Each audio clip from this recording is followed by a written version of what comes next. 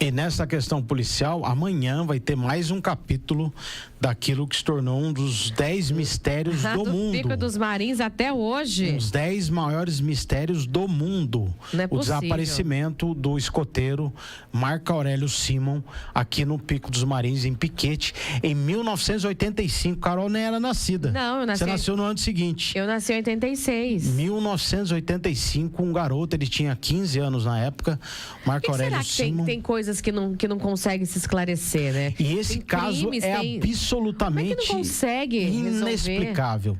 Porque, aliás, a gente já entrevistou aqui o pai do Marco Aurélio, né? O seu Pedro Simon. É um senhor já de 80 e poucos anos, está na luta tantos anos, querendo descobrir o que aconteceu. Ele falou assim, ó, eu queria só por fim. Se eu achar o corpo do meu filho morto, pelo menos eu achei a ossada. Corpo não, né? A ossada. Eu pus um fim, porque o pior é você ficar com uma interrogação. Será que ele está vivo? Essa é a grande pergunta, né?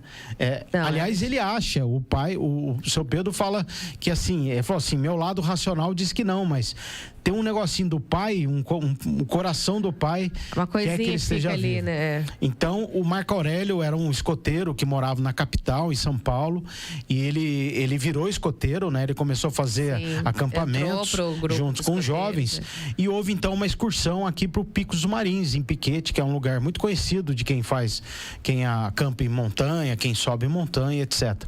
E veio com um adulto na época, né? Com um guia, e vieram alguns escoteiros, e um grupo subiu, e aí o que aconteceu? Eles subiram, e aí virou o tempo naquela época, não virou o tempo, desculpa.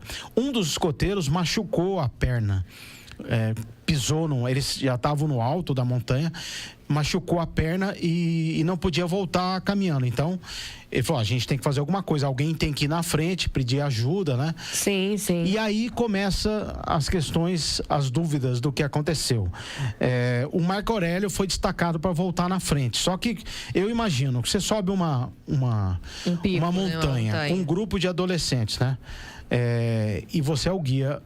Você deixaria um adolescente voltar sozinho? Essa é a grande questão. Não. Por que o Marco Aurélio foi permitido a ele voltar sozinho? O guia disse que o Marco Aurélio conhecia o caminho. Será que ele tinha uma certa experiência, né?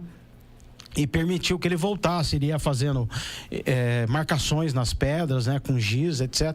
Mas aí é a primeira dúvida, por que ele permitiu que ele voltasse sozinho? A partir dessa hora, ninguém mais encontrou o Marco Aurélio.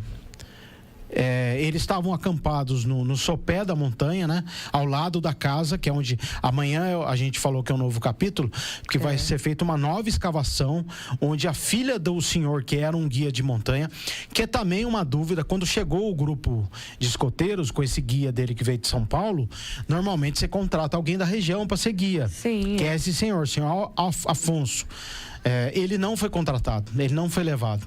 O guia não quis levar o seu Afonso junto, que é um cara que conhecia toda aquela região. Que poderia auxiliar. Então há uma linha de investigação que diz que um dos filhos do seu Afonso, que seria uma pessoa com problemas mentais, teria assassinado Marco Aurélio quando ele voltou e enterrado o corpo.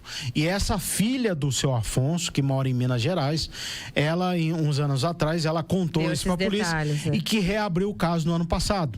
O caso foi reaberto o caso foi encerrado em 1990 sem solução. A Polícia Civil falou, nós não sabemos o que aconteceu, não há indício nenhum. Não tem mais pistas, não tem mais nada. Não tem pista, não acha nada dele. Então o caso foi reaberto e aí essa mulher, ela contou à polícia, olha, meu irmão e tal, chegou, pode ter acontecido isso. Então eles vão fazer uma escavação justamente no local onde ela disse ter visto uma alçada, um corpo sendo enterrado. Então, vamos ver o que vai acontecer. Mas que é um mistério absolutamente intrigante. Eu fiz uma reportagem sobre isso, né? Conversei com o Pedro. Existe até uma linha de que ele foi levado por extraterrestres. Existe essa linha. Pessoas acreditam que ele foi abduzido. Ufólogos, né? Ou tem gente que acha que ele pegou carona e foi levado, mas perdeu a memória, tá hoje, perdeu a memória, não sabe quem é.